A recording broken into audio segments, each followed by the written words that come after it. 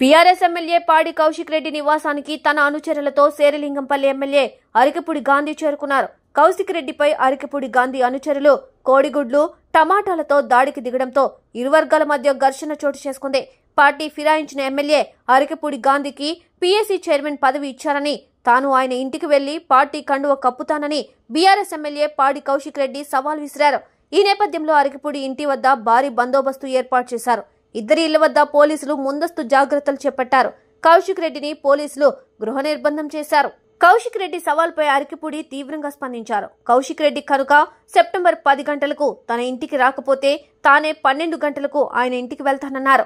మీరు కాంగ్రెస్ పార్టీలో చేరారా అని మీడియా ప్రశ్నించగా అరికెపూడి గాంధీ నియోజకవర్గ అభివృద్ధి కోసం ప్రతిపక్ష పార్టీలు ముఖ్యమంత్రిని కలవడం సహజమే అన్నారు. తనకు కేసీఆర్తో ఎలాంటి విభేదాలు లేవన్నారు. కేసీఆర్ తనకు ప్రాధాన్యతను ఇచ్చారని, ఆయనను ఎప్పటికీ గౌరవిస్తామన్నారు. కానీ పార్టీలో కొంతమంది బ్రోకర్లు ఉన్నారని మండిపడ్డారు. వారు మాట్లాడిన తీరు గమనించాలని గాంధీ కోరారు.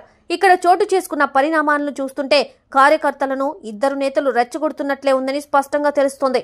ఆ నేతలు కూడా వాడడానికి వీలు లేని పదాలతో ప్రెస్ మీట్లలో మాట్లాడుతూ ఉండడం అత్యంత దారుణమైన విషయం. రెచ్చిపోవడం, రెచ్చగొట్టడం రెండూ ఈ తతంగంలో భాగమై ఉన్నాయి. పోలీసులు వీరిని కంట్రోల్ చేస్తారో లేదో చూడాలి.